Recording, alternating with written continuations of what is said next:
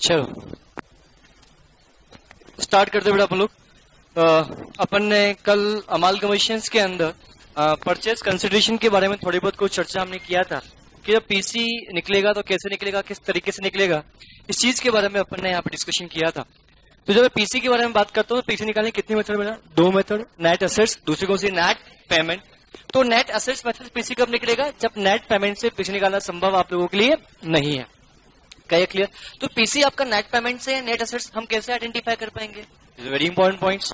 तो PC net payment से net assets से कैसे आइडेंटिफाई कर पाएंगे? कुछ पॉइंट्स मैंने बोले थे, उस पॉइंट को वापस दोहरा रहा हूं, बड़े ध्यान से आप लोग समझना। अगर जिसको मैं पैसा पे करो, I am sorry, purchasing company के द्वारा सेलिंग कंपनी के शेयर होल्डर को जो कुछ दिया जा रहा है, जितना दिया जा रहा है, अगर ये फिक्स है, प्री डिटरमाइन है, तो पीसी कौन सी मेथड से? नेट पेमेंट मेथड से। अगर प्री डिटरमाइन जो कुछ दिया जा रहा है ये फिक्स है, तो जितना दिया जा रहा है ये फिक्स नहीं है, तो पीसी आपका नेट पेमेंट मेथड से नहीं होगा। क्या मैं आगे बढ़ सकता हूं बेटा? अरे बोलो श्योर। नेक्स्ट पॉइंट के बारे में यहाँ बात करेंगे। तो ये हम डिस्कशन किया अमालगमेशन कंपनीज के अंदर बात किया। अगर हाँ, वन मोर थिंग ये बात किया था, अगर डिबेंचर होल्डर को कुछ भी दिया जा रहा है तो कभी भी पीसी का पार्ट नहीं बनेगा। क्या ये डाउट है इसमें किसी को? क्या ना। फिर हमने बात किया था परचेजिंग कंपनी के द्वारा सेलिंग कंपनी के लिक्विडेशन एक्सपेंस का कुछ पेमेंट किया जा रहा होगा तो ये भी पीसी का पार्ट नहीं बनेगा। बोल समझ में आया? क्लियर? तो मैंने ये समझाने के बाद ये डिस्कशन हमने किया, तो पीसी निकालने के दो मेथड हम डिस्कशन करते हैं बेटा। तो उसमें पहला मेथड कौन सा था? नेट एसेट्स मैंने बोला था, एंड दूसरा कौन सा बेटा? Net payment. अब ये हमने आइडेंटिफाई कर लिया कि पीसी निकालने के लिए हमें कौन सी मेथड यूज करनी है, ये सीखना है। ये हम सीख चुके हैं, हम आइडेंटिफाई करना सीख चुके हैं कि पीसी कौन सी मेथड्स निकालेंगे इसका आइडेंटिफाई के लिए। बोलो हाँ या ना? अरे बोलो। अब ध्यान समझना, अब पीसी हमें कौन सी मेथड से निकालना है हमें सीख चुके हैं कि नेट पेमेंट से, नेट एसेट से, बट हम कैसे आइडेंटिफाई करेंगे कि पीसी, हमने ये आइडेंटिफाई करना सीख चुके हैं कि पीसी नेट एसेट से या नेट पेमेंट से, ये आइडेंटिफाई करना हम सीख चुके हैं। बट मैं नेक्स्ट क्वेश्चन ये आता है कि अब मुझे ये पता है कि पीसी नेट पेमेंट्स निकालना है, बट नेट पेमेंट से पीसी निकालू कैसे? मुझे ये नहीं पता, मुझे ये निकालना सीखना है। अगर मुझे ये पता है पीसी नेट एसेट्स मेथड निकालना है, बट नेट एसेट्स मेथड से पीसी निकालू कैसे? मुझे ये नहीं पता। तो इस केस में कैसे ट्रीटमेंट होगा इस चीज का समझना है। तो पीसी की मेथड आइडेंटिफाई करना इंपॉर्टेंट, सबसे इंपॉर्टेंट है। अगर ये आइडेंटिफाई करना सीख लिया तो दूसरी चीज हमें यहां सीखनी है कि नेट पेमेंट से भी पीसी निकालना है, तो किस तरीके से निकालना है मुझे ये सीखना है। बोलो हाँ है ना? आओ हम बात करते हैं कैसे निकलेगा।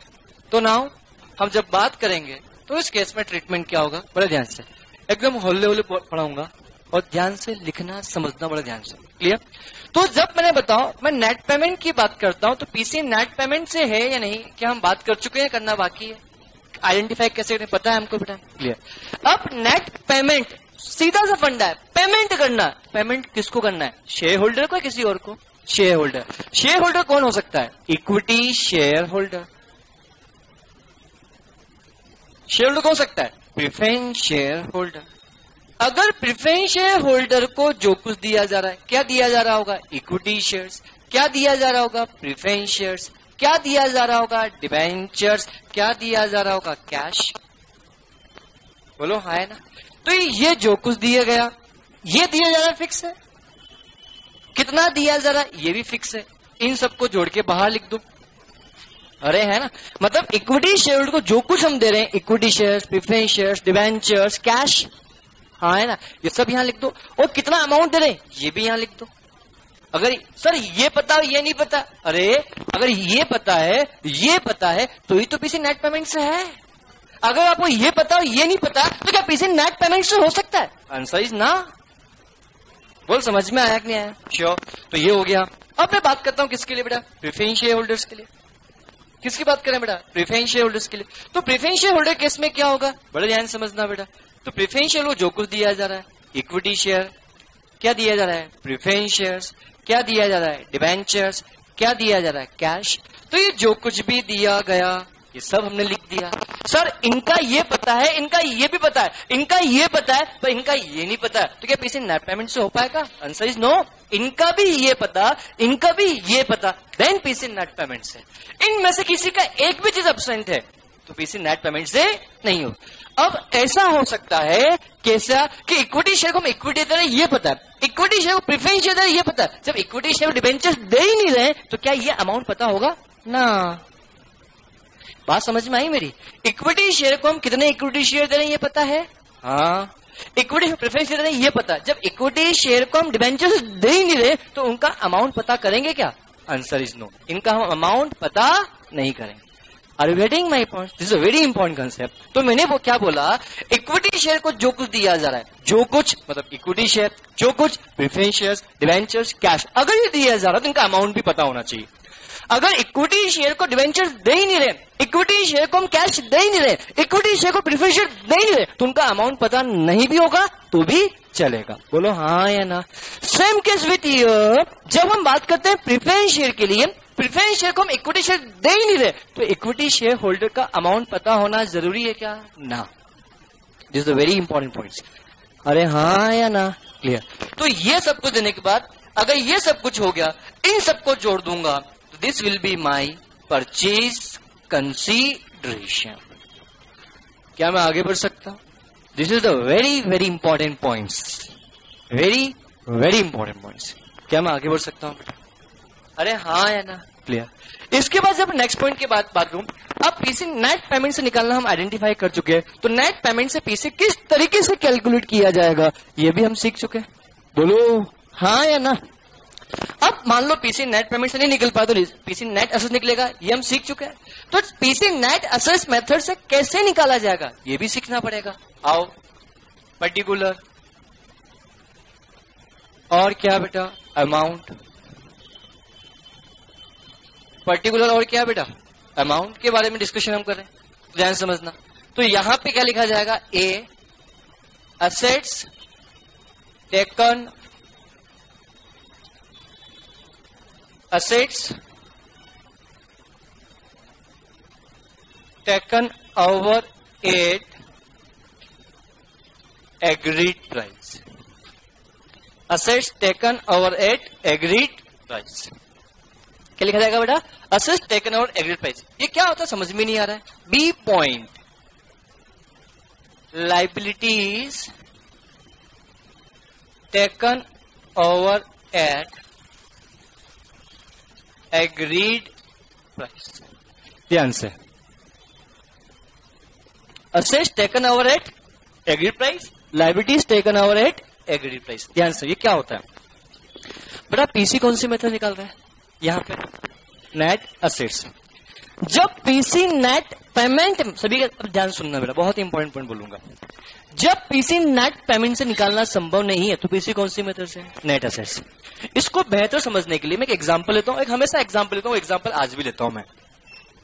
से एग्जांपल, आप और आपके फ्रेंड्स आप शॉपिंग करने के लिए मान लो C21 में शॉपिंग मॉल में गए, वहां जाके आपने क्या किया? शॉपिंग की, और वहां पे सारा पेमेंट एक ही दोस्त कर रहा है। बोलो ऐसा हो सकता है? अब से एग्जांपल, आपने किसी डेनिम जींस परचेज किया, किसी ने शर्ट, किसी ने ट्राउजर, किसी ने टी शर्ट्स ऐसे परचेज किया, पेमेंट किसी एक व्यक्ति ने किया। अब उसने कितना पेमेंट किया उसको ये याद ही नहीं है। इस जींस के लिए कितना पैसा पे किया क्या याद है ना? कुछ आउट। जींस के लिए कितना पैसा किया नहीं पता, टी शर्ट के लिए कितना पैसा पे किया नहीं पता, ट्राउजर के लिए कितना पैसा पे किया नहीं पता, शर्ट के लिए कितना पैसा पे किया पता ही नहीं है। इस केस में क्या होगा? पैसा तो पे किया आपको पता है, आप और आपका दोस्त शॉपिंग करने के लिए, उसने पैसा पे किया, सारी शॉपिंग का पैसा उसी ने पे किया, बट किस कपड़े के लिए कितना पैसा पे किया पता नहीं है। ऐसा हो सकता है? भूल गया वो लिखना, या उसको रिकॉर्ड ही नहीं पता है। बोलो हो सकता है? अब उसकी जेब में कितने पैसे थे ये भी नहीं पता, कितने पैसे में आपकी ड्रेस के लिए कितना पैसा किया उसको ये भी नहीं पता। तो क्या आप अपने दोस्त को पैसे देने से मना कर दोगे क्या कि तेरे को तो पता ही नहीं है पैसे कितने हैं? नहीं। तो दूसरा ऑप्शन क्या कि जो कपड़े तू लेके तेरे पास, तेरे लिए जो कपड़ा उसको प्राइस रखा होगी, उसकी जो पैसा है अल्टीमेटली वही तो क्या हो जाएगा? बोलो। सेम केस विद ईयर, जब किसी कंपनी का अमाल कमीशन होता है, जब पीसी नेट पेमेंट से नहीं निकल पा रहा तो पीसी कौन सा निकलेगा? नेट असेट्स मेथड से। जब पीसी नेट पेमेंट से नहीं निकल पा रहा है तो पीसी कौन सी मेथड से बेटा? नेट असेट्स मेथड से। और जब पीसी नेट असेट्स मेथड से निकलेगा तो उस केस में क्या होगा, इस चीज के बारे में समझना है। तो नेट असेट्स मेथड निकलेगा तो कैसे कंप्यूट किया जाएगा, तो जिस कंपनी का बिजनेस आप टेक ओवर कर रहे हो तो क्या उसकी असेट्स आपके पास आ रही है, तो क्या असेट्स के साथ उसकी लायबिलिटी भी तो आ रही होगी।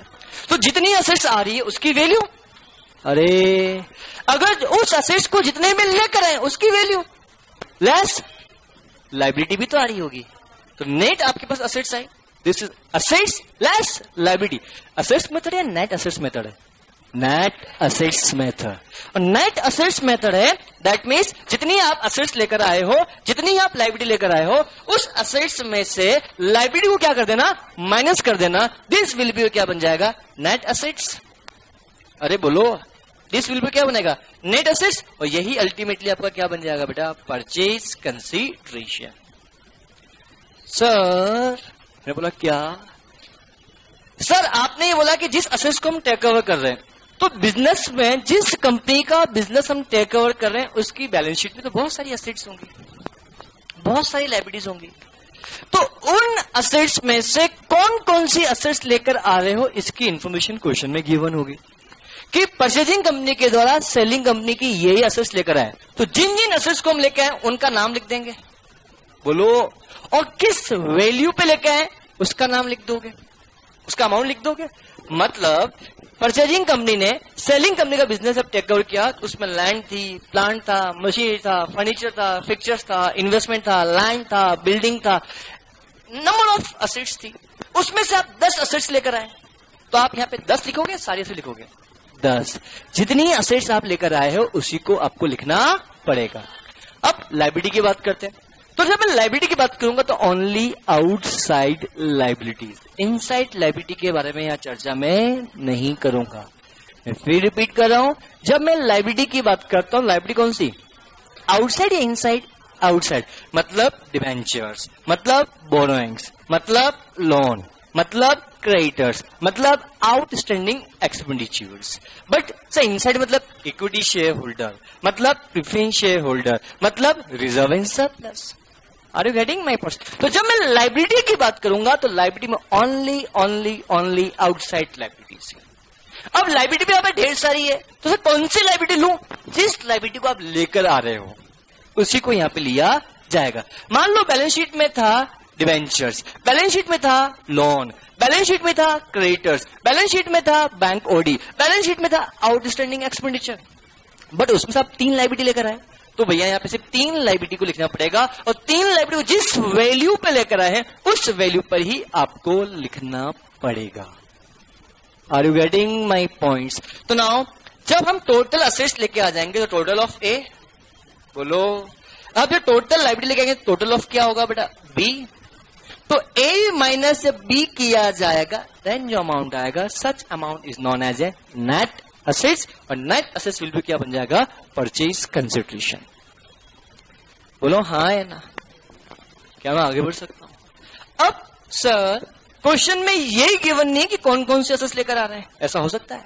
क्वेश्चन में ये गिवन नहीं कौन कौन सी लायबिलिटी लेके आ रहे हैं, तो ऐसी सिचुएशन में जितनी भी असेट्स होगी बैलेंस शीट में वो सारी असेट्स को लेके आ जाएंगे एक्सेप्ट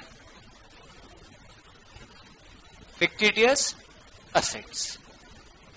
सर फिक्टिशियस असेट्स मतलब क्या होता है, preliminary expenses, discount on issue of debentures, बोलो प्रॉफिट एंड लॉस अकाउंट का डेबिट बैलेंस, बोलो समझ में आया। मैं सारी असेट्स ले लूंगा, मुझे ये पता है कि मैंने बिजनेस का टेक ओवर किया, और बिजनेस का टेक ओवर करते समय मैंने नेट पेमेंट से पीसी नहीं निकाल पा रहा हूं, तो पीसी कौन सी मेथड से, नेट असेट्स मेथड से। तो नेट असेट्स में पीसी हम कैसे निकालते हैं, assets taken over at agreed price, liabilities taken over at agreed price. तो असेट्स को लेना है तो कौन से असेट्स, जिन असेट्स को हमने टेक ओवर किया, जिन असेट्स को टेक ओवर किया उसके बारे में मुझे इंफॉर्मेशन ही नहीं पता। बैलेंस शीट में ढेर सारी असेट्स रखी हुई, कुछ भी नहीं पता किन किन असेट्स को टेक ओवर कर रहे हैं, इसके बारे में मुझे कुछ भी नहीं पता। क्या ऐसा हो सकता है, यस। तो ऐसी सिचुएशन में जब हमें ये नहीं पता कि किस असेट्स को लेकर आ रहे हैं, ये नहीं पता है, तो हम सारी असेट्स को यहां पे लेकर आ जाएंगे। अरे और बट सारी असेट्स ले लेंगे, बट फिक्टिशियस असेट्स को मैं यहां पे नहीं लूंगा। क्यों, उनकी कोई रियलाइजेबल वैल्यू नहीं होती है। अरे क्या आप प्रिलिमिनरी एक्सपेंसेस को बाजार में जाकर सेल कर सकते हो, क्या डेफर्ड रेवेन्यू एडवर्टीजमेंट एक्सपेंसेस को क्या सेल कर सकते हो, क्या discount on issue of debentures को आप सेल कर सकते हो ना? बोल समझ में आया? तो ऑल असेट्स ले लेंगे except fictitious assets. Is it clear? अरे बोलो नाउ। अब लेस इसमें से बिल, अब क्या किया जाएगा? लायबिलिटीज। लायबिलिटी कौन सी टेक ओवर कर रहे हो ये नहीं पता, तो हम सारी लायबिलिटी को टेक ओवर करेंगे किस वैल्यू पे बेटा? बोलो किस वैल्यू पे? सॉरी, हम सारी लायबिलिटी को यहाँ पे टेक ओवर करेंगे। लायबिलिटी कौन सी? आउटसाइड या इनसाइड? आउटसाइड।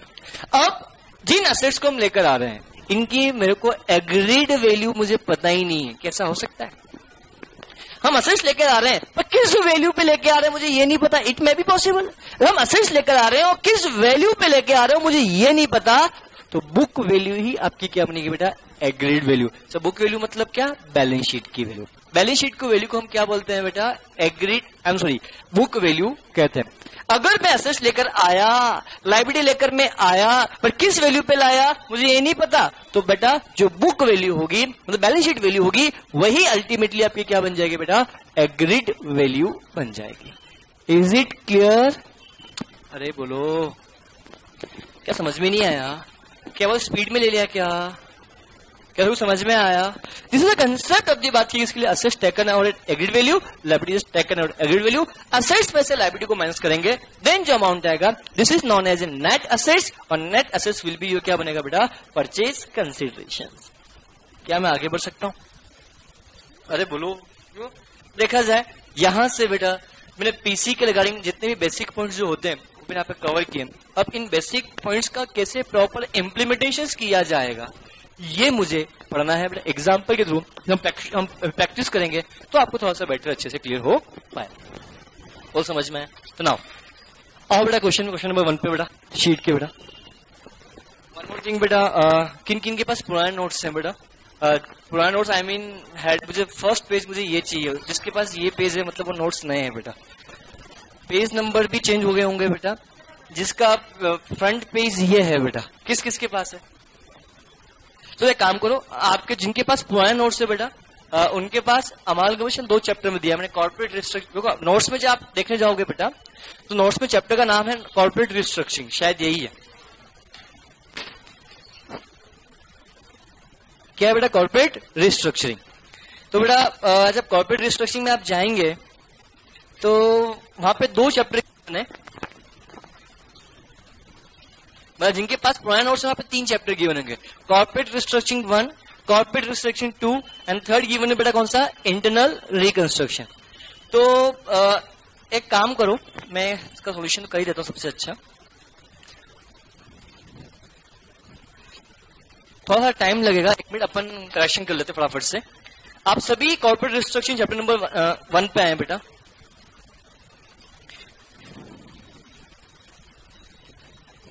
आपके क्वेश्चन में जो पहला शीट में जो पहला क्वेश्चन गिवन होगा उसका नाम XYZ लिमिटेड है। XY लिमिटेड, अरे बोलो 31 मार्च 2014 की बैलेंस शीट है। उसकी बैलेंस शीट टोटल आ रहा है X का आ रहा है 4,40,000 और Y का 2,15,000 ये आ रहा है। ये आपका नोट्स का क्वेश्चन नंबर 1 रहेगा। दूसरा, ये क्वेश्चन नंबर 1 ऑलरेडी है, अरे हाँ है ना, और यही रहेगा। क्वेश्चन नंबर सीक्वेंस चेंज होगी इसलिए बोल रहा हूं बेटा। क्वेश्चन नंबर 2 आपके पास X और Y का गिवन है बेटा। 31 मार्च 2013 की बैलेंस शीट गिवन होगी और उसके नीचे फिर एडिशनल इन्फॉर्मेशन गिवन है बेटा। X लिमिटेड की अलग से, Y लिमिटेड की अलग से, अरे हाँ है। और सिर्फ वहां बैलेंस शीट अधूरी पूरी कंप्लीट नहीं है। क्या ये क्वेश्चन है? ये क्वेश्चन नंबर 2 आप लोगों के लिए रहेगा। क्वेश्चन नंबर 3 बेटा अगेन X और Y का है, बट यहाँ पे X Y मतलब EXE लिखा हुआ और Y में बेटा WYE लिखा हुआ है।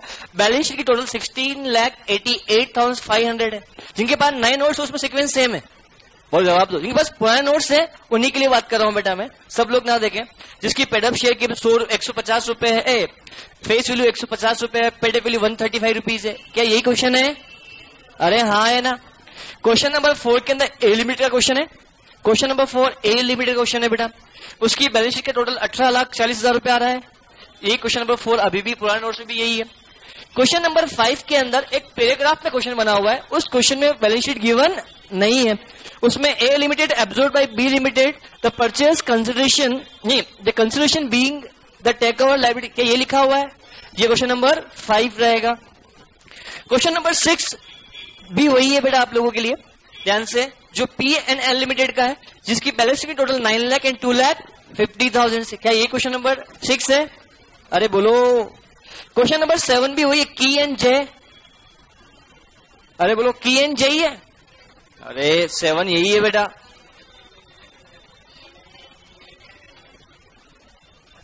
P limited and S.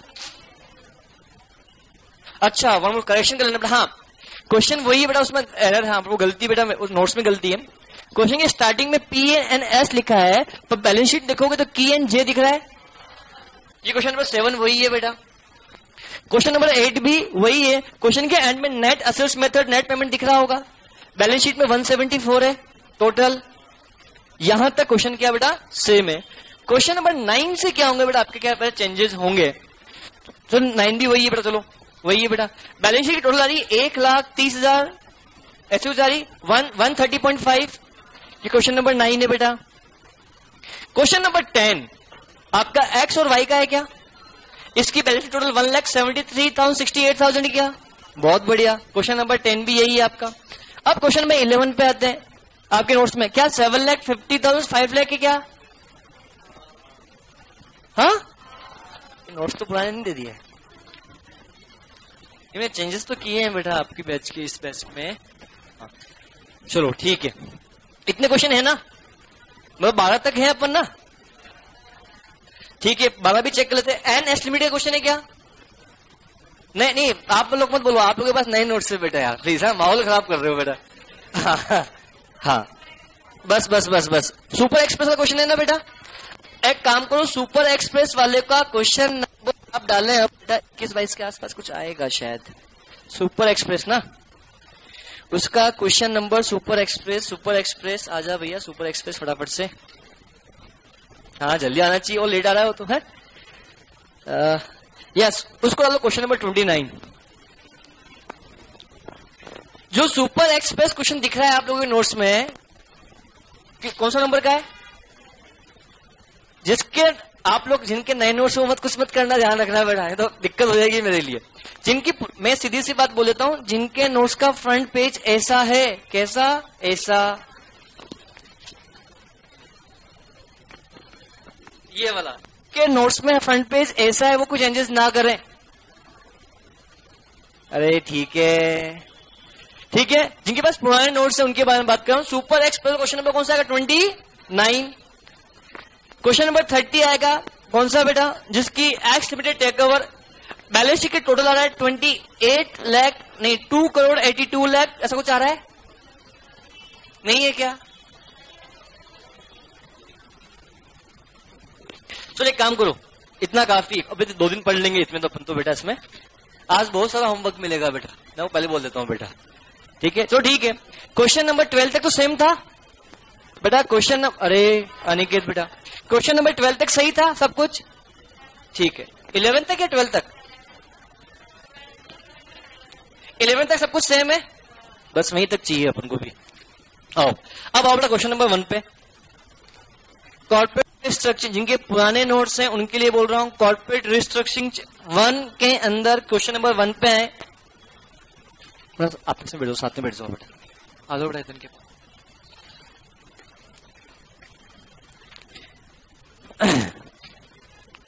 Question number 1 पढ़े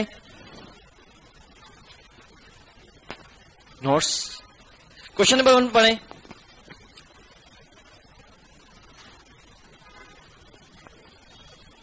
क्वेश्चन नंबर 1 पढ़ते समय करेक्शन करवाना है बेटा आप लोगों को नोट्स में बेटा।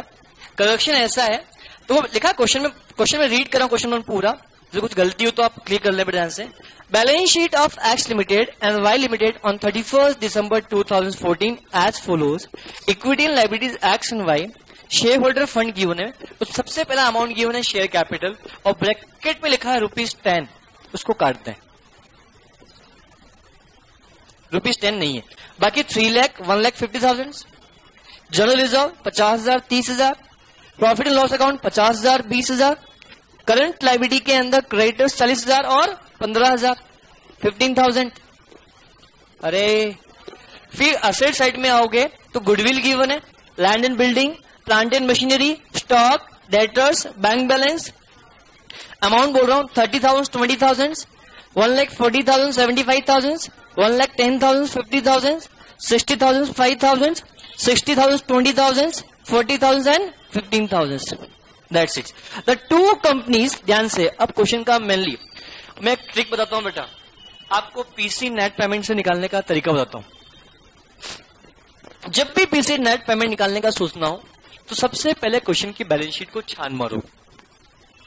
अब छान मारोगे तो उसमें सबसे पहले दो चीज देखो. सबसे पहले बैलेंस शीट में यह देखना है कि कंपनी की कैपिटल में कौन कौन हिस्सेदार है. इक्विटी शेयर, प्रेफरेंस शेयर दोनों है या सिर्फ और सिर्फ इक्विटी शेयर्स. इस क्वेश्चन के अंदर बताओ इक्विटी शेयर, प्रेफरेंस शेयर दोनों है या सिर्फ और सिर्फ इक्विटी शेयर. दोनों या एक. कैसे पता है बेटा? वहां पे सिर्फ शेयर कैपिटल लिखा है, और जब शेयर कैपिटल लिखा होता है इसका मतलब वो इक्विटी शेयर कैपिटल होता है. जब क्वेश्चन में शेयर कैपिटल गिवन है इसका मतलब वो कौन सी होगी? सिर्फ सिर्फ equity share capital. Are you getting my points? अरे बोलो, क्या इस क्वेश्चन में एक ही इक्विटी शेयर है या दो इक्विटी शेयर है? एक ही तरह के. क्या इक्विटी शेयर के अलावा प्रेफरेंस शेयर भी है या सिर्फ और सिर्फ इक्विटी शेयर? सिर्फ इक्विटी शेयर्स. सोचना क्या पॉइंट क्लियर हुआ? अब क्वेश्चन में सिर्फ और सिर्फ इक्विटी शेयर है तो इक्विटी शेयर होल्डर को जो कुछ दिया जा रहा है वो फिक्स है, चाहे वो अमाउंट फेस वैल्यू से कम हो या ज्यादा हो, इस बात से फर्क नहीं पड़ता. पीसी कौन सी मेथड से? नेट पेमेंट मेथड से. यहाँ पे प्रेफरेंस शेयर होल्डर के बारे में सोचना मत, क्योंकि सर आपने चिल्ला चिल्ला के कल पढ़ा रहे थे कि इक्विटी शेयर प्रेफरेंस शेयर दोनों ही होने चाहिए. अरे बेटा बट क्वेश्चन के अंदर इक्विटी शेयर ही है तो प्रेफरेंस शेयर के बारे में कैसे सोचोगे? नहीं बात समझ में आए? हर्ष क्लियर हुआ बेटा? तो इस क्वेश्चन में जब मैं बात करूंगा तो सिर्फ और सिर्फ इक्विटी शेयर के बारे में बात करूंगा. इक्विटी शेयर होल्डर को जो कुछ दिया जा रहा है वो यहां लिख लो, जितना दिया जा रहा है ये भी लिख लो, मतलब फिक्स हो गया. पीसी कौन सी मेथड से? नेट पेमेंट से. बट इक्विटी शेयर को जो कुछ दिया जा रहा है ये पता है, पर कितना दिया जा रहा है अगर ये नहीं पता है तो पीसी नेट पेमेंट से नहीं, पीसी नेट असेट्स मेथड है. इस क्वेश्चन नंबर 1 के अंदर सिर्फ एक ही प्रकार की इक्विटी शेयर कैपिटल है, प्रेफरेंस शेयर तो है ही नहीं.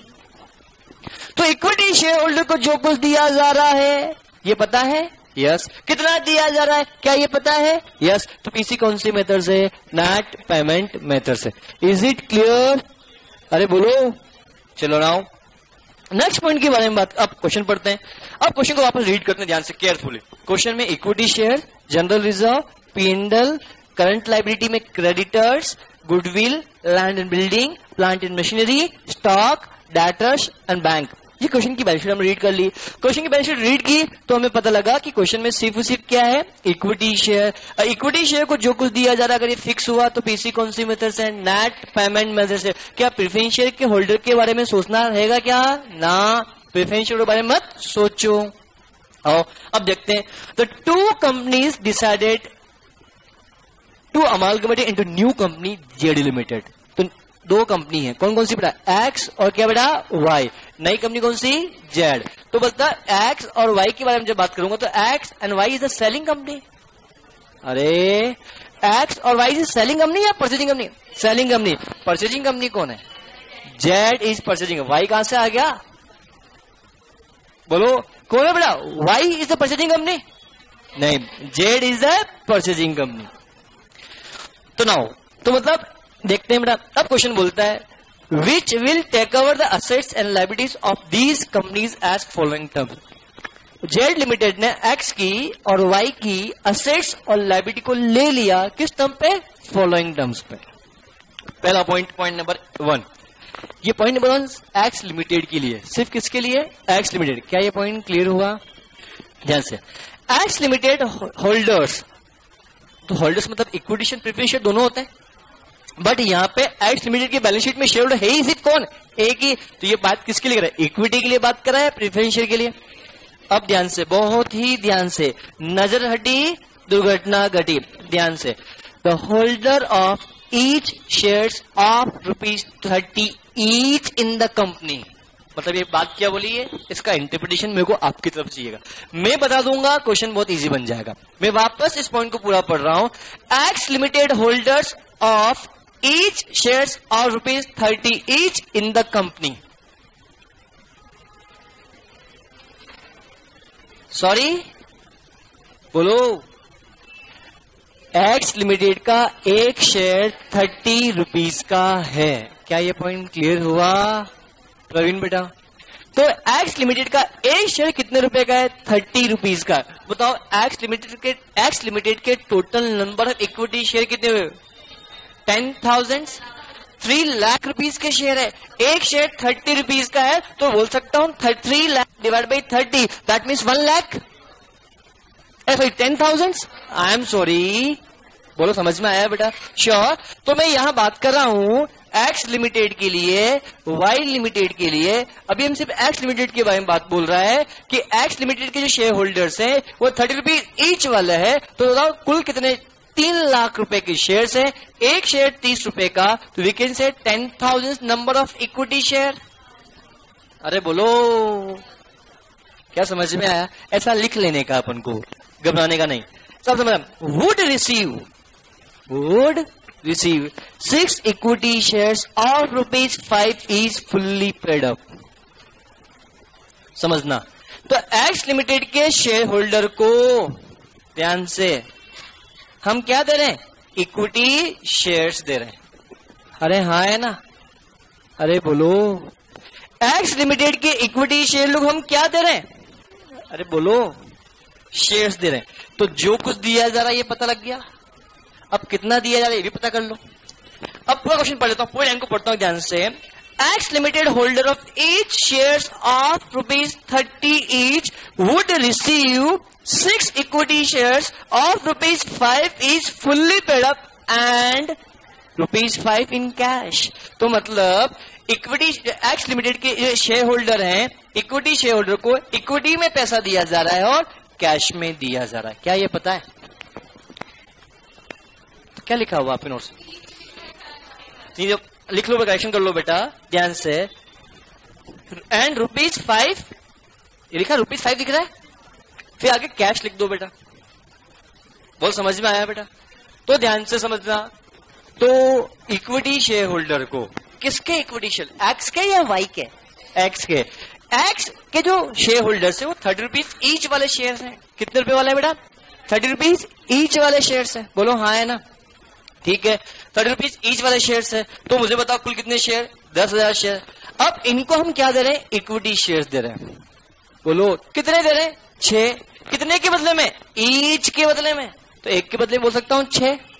अरे एंड कैश, कैश भी दे रहे हैं। कितने रुपए? 5। कितने के बदले में? एक के बदले में। कितने के बदले में?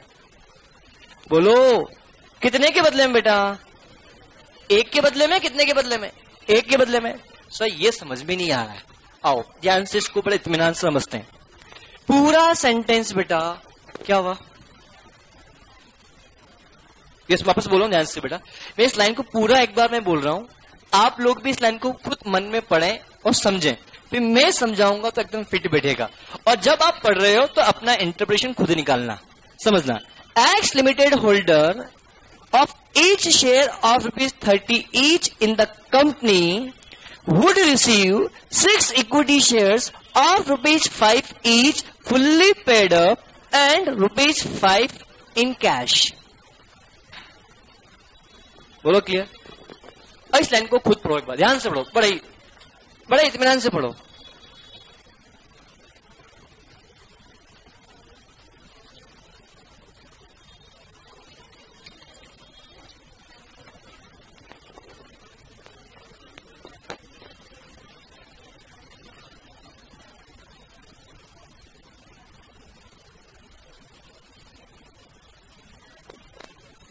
क्या सभी ने पढ़ लिया? जितना समझ में आया उसको पहले इंटरप्रिटेशन करते हैं। क्वेश्चन ये समझ में आ रहा है, x limited holders of each share और ₹30 मतलब एक्स लिमिटेड के जो शेयर होल्डर वो 30 रुपीज ईच वाला है। इन the company would receive 6 equity shares और ₹5 ईच एंड ₹5 इन कैश। तो ये समझ में आ रहा है कि परचेजिंग कंपनी के द्वारा एक्स लिमिटेड को इक्विटी शेयर दिए जा रहे हैं एंड कैश दिया जा रहा है। क्या ये फिक्स समझ में आ गया? सर ये कैसे पता लगा आपको कि परचेजिंग कंपनी की तरफ दिया जा रहा है? आओ, इससे पहले ऊपर जब क्वेश्चन पढ़ रहा था ध्यान से, तो 2 companies decided to amalgamated into new company Z Limited, which will take over the assets and liability of these company at following terms. तो मतलब ये शेयर इश्यू कर रहा है तो Z Limited कर रहा है, तो Z Limited परचेजिंग कंपनी, तो Z Limited ये बोलता है जो X Limited के जो शेयर होल्डर्स है वो 30 रुपीज ईच वाले हैं, उनको हम 6 इक्विटी शेयर दे रहे हैं। कितने दे रहे हैं? वो समझ में आया? एंड 500 रुपए क्या दे रहे हैं? कैश दे रहे हैं। क्या समझ में आया? अब ये समझ में आया कैश दे रहे, ये समझ में आया इक्विटी शेयर। क्या जो कुछ दिया जा रहा है ये पता है? जो कुछ दिया जा रहा है, क्या दिया जा रहा है? इक्विटी शेयर दिया जा रहा है। क्या दिया जा रहा है? कैश दिया जा रहा है। अब कितना दिया जा रहा है ये निकाल लो तो पीसी नेट पेमेंट से। अभी जो कुछ दिया गया पता है, जो कुछ दिया जा रहा है, जो कुछ में क्या क्या दिया जा रहा है, इक्विटी एंड कैश। अब ये इक्विटी कितने दिए जा रहे हैं ये पता लग जाए, कैश कितना दिया जा रहा है ये पता लग जाए, तो पीसी कौन से मेथड से, नेट पेमेंट या नेट असेट्स? बोलो, नेट पेमेंट मेथड से पीसी होगा। तो क्या जो कुछ दिया जा रहा है पता लग चुका है, अब कितना दिया जा रहा है मुझे ये समझाना है। क्या यहां तो समझ में आया ये पॉइंट? तो ही मैं आगे बात कर पाऊंगा बेटा। क्या ये पॉइंट अच्छे से क्लियर है? इसमें किसी को कुछ भी डाउट है? अरे बोलो। आओ तो ध्यान से पढ़ते हैं, अब पढ़ते हैं वापस से इसी लाइन को वापस पढ़ते हैं ध्यान से। X Limited holders of each share of ₹30 each in that company would receive 6 equity shares of ₹5 each, fully paid, and ₹5 in cash. X holder each share, यहां समझ में आ रहा है, each shares, the very important points, X Limited holder of each shares of ₹30 each in that company. मतलब एक share 30 rupees का है, उसको हम 6 इक्विटी शेयर दे रहे हैं। अरे हाँ या ना? और जो 6 इक्विटी शेयर दे रहे हैं उसकी वैल्यू कितनी है? 5 रुपए। क्या ये क्लियर हुआ? अरे हाँ है ना? एंड उसको हर शेयर के बदले में 5 रुपए भी दिया जा रहा है। क्या ये पॉइंट क्लियर है? हसन बेटा ईमानदारी से बोलना, क्या ये पॉइंट क्लियर? सन्मति पक्का श्योर? क्या मैं आगे बढ़ सकता हूँ? Very important points. क्या दिया जा रहा है ये पता है? यस। अब कितना दिया जा रहा है ये भी पता लग गया? अरे हाँ है ना? आओ इसको हम परफेक्टली कैसे प्रेजेंट करेंगे, पीसी निकालने की चीज के बारे में बात करेंगे। आओ हम बात करेंगे किसके लिए बेटा? पहले एक्स के लिए बात करेंगे, क्योंकि बेटा पीसी यहाँ पे 1 निकलेगा या 2? पीसी 1 निकलेंगे या 2? क्यों? सेलिंग कंपनी कितनी है? 2। तो पीसी भी कितना? 2। क्या दोनों को पैसा पे करना पड़ेगा? यस। तो पीसी कितने निकलेंगे बेटा? 2। तो सबसे पहले मैं पीसी निकाल रहा हूं किसके लिए? अब समझना प्रेजेंट कैसे करना है एग्जाम के अंदर, this is very important point. PC सही निकलेगा तो पीसी निकालने के 4 मार्क्स फिक्स होते हैं। पीसी सही तो 4 मार्क्स तो वैसे फिक्स हो गया। तो नाउ कंप्यूटेशन कैसे होगा ध्यान से, हमें लिखना है बेटा यहां पर कंप्यूटेशन ऑफ परचेज कंसीडरेशन। अब बेटा इस क्वेश्चन में क्या जो कुछ दिया जा रहा है और जितना दिया जा रहा है क्या ये पता है? अरे पता है तो पीसी नेट पेमेंट या नेट एसेट्स? Net payment. तो यहां पे पीसी कौन सी होगा? लिखना पीसी बाय, लिखने का ऐसा नेट पेमेंट मेथड। बोलो हाँ है ना? क्लियर? आओ हम यहां बात करते हैं।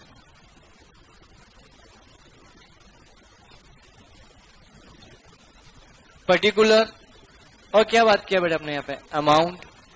तो यहाँ पे जब पर्टिकुलर अमाउंट की बात की तो हमें यहाँ पे पेमेंट किसको करना है? इक्विटी शेयर होल्डर को करना है और साथ में प्रेफरेंस शेयर भी करना है, सिर्फ equity shares. Equity shares, equity share को क्या दिया जा रहा है? Equity share capital. अब लिखना मत, फिर से समझते जाना, बिल्कुल ना लिखें। और क्या दिया जा रहा है? कैश। अब क्वेश्चन ने बोला कि जितने शेयर है, कितने शेयर? 3 लाख रुपए शेयर, मुझे पता ही नहीं। तो आओ 30 रुपए का एक शेयर, तो क्या 10,000 शेयर निकल कर आ गए? अरे बोलो, अगर हम देखा तो हम पहले निकाल चुके थे कहीं पे। अच्छा मिटा दिया था। बोलो हाँ है ना? तो कुल नंबर ऑफ शेयर कितने आ गए? 10,000। अरे हाँ है ना? इसको कितने शेयर दे रहे हैं? कितने के बदले में? 1 के बदले में। बोलो हाँ है ना? कितने रुपए वाले? 5 रुपए वाले। बोलो।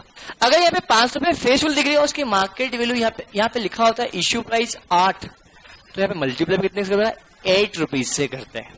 अरे मैं फिर रिपीट कर रहा हूं, अगर यहाँ पे इश्यू प्राइस क्वेश्चन में गिवन होती 8 रुपीज, तो यहाँ पे मल्टीप्लाई भी 8 रुपीज से करता, बट यहाँ पे इश्यू प्राइस पता है क्या? नहीं, तो वही प्राइस भी कौन सी 5 रुपीज ही यहाँ पे कंसिडर किया जाएगा। क्या ये पॉइंट क्लियर हो रहा है? अरे बोलो, क्या ये पॉइंट अच्छे से क्लियर है? ना, तो कितना अमाउंट आया बेटा? 3 लाख। क्या? रिलैक्स, चलो ठीक है। इक्विटी शेयर होल्डर को जो इक्विटी दिया जा रहा है ये पता है, कैश दिया जा रहा है ये पता है, ये फिक्स हो गया। बस ये फिक्स हो जाए तो पीसी कौन सी मेथड से? Net payment method. तो सर मुझे कैसे पता लगेगा? आओ कैश की बात करते हैं। क्या 5 रुपए कैश में भी दिया जा रहा है? हर शेयर के बदले में दिया जा रहा है। कुल शेयर कितने हैं बेटा? 10,000। मल्टीप्लाई पे कितना? 5। कितना हुआ? 50,000। नाउ कितना ये दिस विल, बस इसके अलावा कुछ और दिया जा रहा है क्या? नहीं। तो कितना अमाउंट हुआ? 3,50,000। This will be my purchase consideration. ये समझ में आया? अरे बोलो। तो पीसी कौन सी मेथड? नेट पेमेंट या नेट असेट्स? Net seat. क्या टफ है? हो ही नहीं सकता है बेटा। क्या सभी समझ में आया? अरे ईमानदारी से बोलो। अब एक बात सुनो मेरी बात, इसको यहां पर नोट डाउन कर लो एक बार।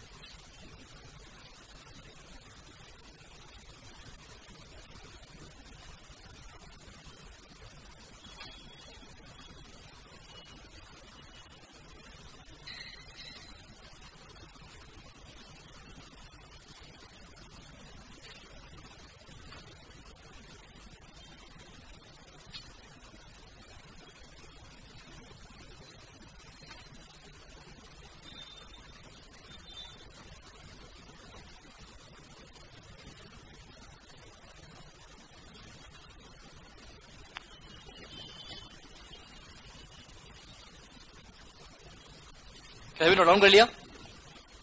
अगर इसी क्वेश्चन में ध्यान से बेटा, ध्यान से, मैं पॉइंट नंबर 1 ही पढ़ रहा हूं वापस से बेटा, और थोड़ा सा उसमें करेक्शन करवाता हूं। आप पेंसिल से लिखना करेक्शन बेटा, पेंसिल से आपको करेक्शन करे वो। एक्स लिमिटेड, अब सुनो बेटा करेक्शन से पहले, क्या जबकि एक्स लिमिटेड की कैपिटल कितनी थी? 3 लाख। अरे बोलो। और मैंने बोला था चाहे आपको कैपिटल से ज्यादा मिले या कम मिले इस बात से फर्क नहीं पड़ता। क्या बोला था? ठीक है। अब ध्यान से, अब मैं करेक्शन वाली बात कर रहा हूं। X limited holder of each shares of ₹30 each in the company would receive 6 equity shares of ₹5 each in fully paid up and balance amount in cash. वापस रिपीट कर रहा हूं, पॉइंट को ध्यान से समझना। मैं वापस रिपीट कर रहा हूं पूरे पॉइंट को। इस क्वेश्चन में ये लिखा हुआ होता, x limited holder of each shares of ₹30 each in the company would receive 6 equity shares of ₹5 each fully paid up, सब कुछ सेम लिखा, and balance amount in cash. ये यहां लिखा ₹5 कैश लिखा ना, ये लिखा हुआ नहीं होता, यहां पे लिखा होता बैलेंस अमाउंट इन कैश। तो बताओ पीसी कौन सी मेथड है? नेट असेट्स या नेट पेमेंट? क्यों? बचा हुआ अमाउंट कैश में दिया जा रहा है। क्या मुझे पता है? एक बात हो ध्यान से देखो, मैं आप कंफ्यूज हो रहा हूं मैं थोड़ा सा, आप मेरी हेल्प करना कि मैं गलत तो नहीं हूं। सबसे पहली बात मुझे बताओ, बचा हुआ अमाउंट कैश में दिया जाना है, ठीक है। इक्विटी शेयर्स कैपिटल लिख दिया 10,000, ये इतना आ गया। एक बात देखी जाए, बैलेंस शीट में कैपिटल है ही कितनी? तो 3 लाख के मतलब 3 लाख आ तो गया, तो क्या फिर भी बैलेंस अमाउंट कैश में आएगा क्या? तो PC net assets net payment से हो जाएगा, हाँ या ना? आंसर इज ना। आप कभी भी कैपिटल से कंपैरिजन मत करना इस चीज को। अब बचा हुआ अमाउंट कैश में दिया जाएगा तो वो कितना है, ये आपको सोचना पड़ेगा, क्या है या नहीं। अब बचा हुआ अमाउंट कैश में दिया जाएगा तो कितना दिया जाएगा, पता है क्या? नहीं। अब ये मत सोचना सर 3 लाख है, बैलेंस शीट में 3 लाख की कैपिटल है, मामला फिट, तो पीसी नेट पेमेंट ना, बिल्कुल भी नहीं। बच कैश में दिया जा रहा है, हाँ, कितना दिया जा रहा है क्या पता है? तो पीसी नेट पेमेंट से तो नहीं। पीसी कौन सी मेथड से? नेट असेट्स मेथड से। कौन सी मेथड से बेटा?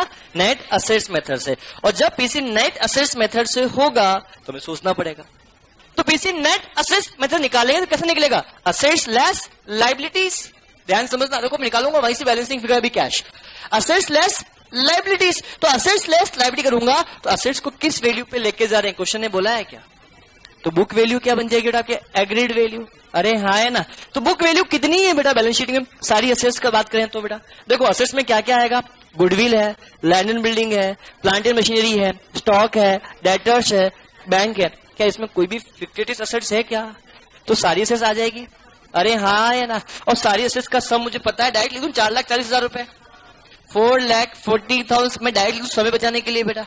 अब जब मैं बात करता हूँ लायबिलिटी, तो लायबिलिटी में क्या आएगा बेटा? Outside liability. तो आउटसाइड लायबिलिटी कौन कौन सी है बेटा? क्या शेयर कैपिटल आउटसाइड लायबिलिटी है?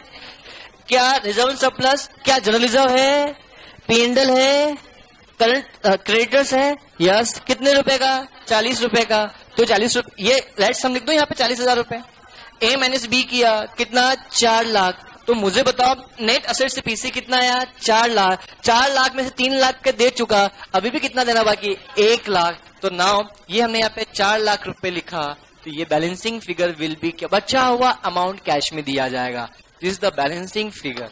This is a very important point. Question he change हो गया एक वर्ड से, सिर्फ एक वर्ड उसने चेंज किया, balance amount in cash. Cash में दिया जा रहा है, पर कितना दिया जा रहा है ये मुझे पता है क्या? नहीं। अगर नहीं पता पीसी कौन सी मेथड से, नेट पेमेंट या नेट असेट्स? समझ में नहीं आया शिवम? ये पॉइंट बहुत जबरदस्त है। सिर्फ ये वर्ड पे खेलेगा पीसी। वो समझ में आया? पक्का? श्योर? कुछ डाउट? ये मत समझना यार सर 3 लाख की कैपिटल है, 3 लाख तो दे चुके हैं, बचा अमाउंट कैश में देना ही नहीं है। देना है या नहीं देना है ये आप नेट असेट से पूछो, वो बताएगा, कैपिटल नहीं बताएगी। Is it clear? बहुत अच्छा क्वेश्चन बन जाता है सिर्फ एक वर्ड चेंज करते हुए। क्या समझ में आया? अरे बोलो। Now this is the points इस चीज के बारे में। क्या समझ में आया? सिर्फ एक वर्ड चेंज किया, क्वेश्चन का आंसर ही चेंज हो गया। Is it clear? अब समझ में अच्छे से आ रहा है? मेरा मेन फोकस जो रहेगा सिर्फ पीसी निकालना, क्योंकि पीसी सही निकाल लोगे ना तो आगे कुछ भी दिक्कत नहीं आएगी। जब बड़े क्वेश्चन आएंगे तो बड़े क्वेश्चन में पीसी निकालना ही सबसे इंपॉर्टेंट चीज रहेगी। एनीवे, अभी तो हम जो ओरिजिनल क्वेश्चन था हमारा उसके हिसाब से बात करें तो कैश कितना था बेटा? 30 नहीं, कितना था कैश? 10,000 मल्टीप्लाई भी कितना बेटा? 5, दैट मीन्स कितना होगा? 50,000। Is it clear? कितना होगा? 3,50,000। Is it clear? Is it clear? कुछ डाउट है? अरे बोलो, कुछ डाउट है क्या? नो। अब बेटा ये ना मैं एक्स के लिए सोचा, वाई के लिए भी हम बात कर लेते हैं बेटा। वाई के लिए क्वेश्चन क्या बोलता है? Y limited holder of each share और ₹15 ईच इन द कंपनी। मतलब उसका एक शेयर कितने रुपए का है? एक शेयर कितने रुपए का है? 15 रुपए का। कुल कितने रुपए की कैपिटल है बेटा? 1,50,000। 1,50,000 डिवाइड बाई 15, दैट मीन्स बोल सकता हूँ 10,000 shares would receive 12% preference shares of ₹10 each fully paid up and ₹10 in cash.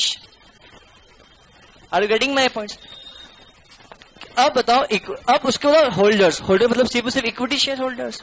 अरे अब इक्विटी शेयर को क्या दिया जा रहा है? इक्विटी शेयर या प्रेफरेंस शेयर? डजेंट मैटर, हमें उससे क्या फर्क पड़ता है क्या दिया जा रहा है? जो कुछ दिया जा रहा है फिक्स होना चाहिए, जितना दिया जा रहा है ये भी फिक्स होना चाहिए। तो पीसी कौन सी मेथड से है? नेट पेमेंट मेथड से। आओ हम बात करते हैं किसके लिए बेटा? वाई लिमिटेड के लिए। तो जब वाई लिमिटेड के लिए बात करेंगे, आओ यहां हम लिख देते हैं बेटा वाई लिमिटेड का पीसी। बात करते हैं किसके लिए बेटा? तो कैलकुलेशन ऑफ पीसी बाई कौन सी मेथड बेटा? Net payment method. क्या सिर्फ इक्विटी शेयर होल्डर ही, कोई और भी है? सिर्फ equity share holder. Equity share को हम 12% प्रेफरेंस शेयर दे रहे हैं। क्या क्वेश्चन में बोला है ऐसा? अरे बोलो कितने बेटा? 10,000 प्रेफरेंस शेयर्स हैं, इनको 10 प्रेफरेंस शेयर दिए जा रहे हैं। एक कितने रुपए का है? 10 दिया जा रहा है, एक दिया जा रहा है? बोलो कहां 10 दिए जा रहे हैं? 10 रुपए तो दिया, एक ही हुआ ना? लो एक ही दिया जा रहा है। एक शेयर कितने रुपए का है? 10 रुपए का।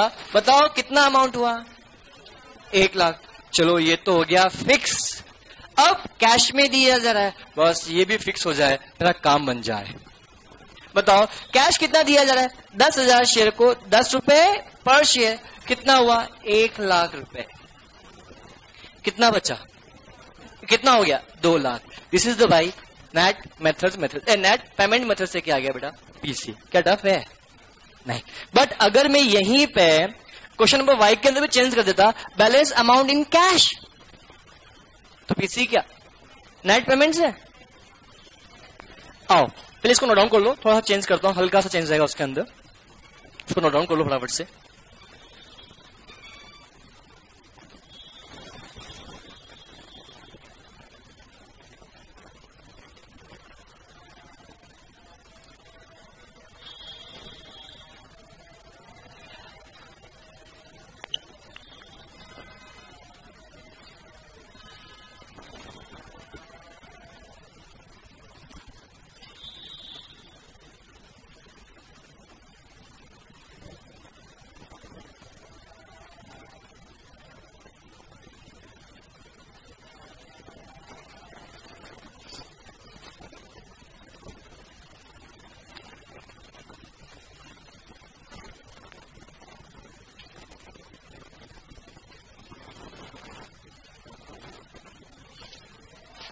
क्या सभी लिख लिया? अब ध्यान से बेटा, इस वाई लिमिटेड वाला क्वेश्चन में अगर मैं थोड़ा सा चेंज करता हूं तो उस केस में क्या होगा, ध्यान समझना। The Y limited holders of each shares of ₹15 each in the company would receive 12% preference shares of ₹10 each fully paid up and balance amount in cash. And balance amount in cash, तो मतलब cash के बारे में मुझे पता ही नहीं है। तो हमने 1 लाख रुपए दे दिए, समझ में आ गया। अब आप ये सोचोगे क्या कैपिटल कितने रुपए की? 1.5 लाख के। तो क्या बचा हुआ 50,000 कैश में दूं? ना, ऐसा सोचना नहीं है। बचा हुआ कैश में कितना देना है ये आप किसे निकालोगे? नेट असेट्स मेथड से। बोल समझ में आया? तो अगर बैलेंस अमाउंट कैश में लिखा होता तो बेटा उसकी क्या देखते आप? असेट्स देखते। अरे बोलो तो असेट्स कितनी होती है बेटा? सारी असेट्स देख लो तो 2,15,000। इसके अलावा कोई असेट्स है ही नहीं। लायबिलिटी में क्या आएगा? 15,000। तो कितना आया? 2 लाख। तो बैलेंस अमाउंट कितना आता? 1 लाख। और वैसे भी कितना आ रहा था? 1 लाख। कोई बात नहीं, उससे फर्क नहीं पड़ता। अपना कंसेप्चुअली अपन को क्लियर होना बहुत ज्यादा जरूरी है। समझ में आया? बहुत इंपॉर्टेंट पॉइंट है बेटा। पीसी पे जितना फोकस करोगे उतना आपको फायदा मिलेगा। बोल समझ में आया बेटा? श्योर। एक होमवर्क देना चाहूंगा बेटा, आप लेना पसंद करोगे क्या? Question number 2 is homework. काफी है और दूं? और देखो सबसे पहली बात, क्वेश्चन अब देखो, क्वेश्चन देख के पता लगा पीसी नेट पेमेंट से, क्योंकि क्वेश्चन में असेट्स की इंफॉर्मेशन ही नहीं है। सोचो इस पूरे क्वेश्चन में क्या असेट्स की इंफॉर्मेशन है? लायबिलिटी की इंफॉर्मेशन है? तो पीसी नेट असेट्स निकल पाएगा क्या? नहीं। तो पीसी कौन सी मेथड से? नेट पेमेंट मेथड से ही पीसी निकलेगा। ये ऐसा सोच सकते हो, ये दिमाग थोड़ा दौड़ाना पड़ेगा आपको एग्जाम के अंदर। And question number 4 is homework. Question number 2 homework and question number 4 homework. 2 question homework है, दोनों का पीसी आपको निकल कर आना है। आज के लिए इतना ही। Thank you, have a good day.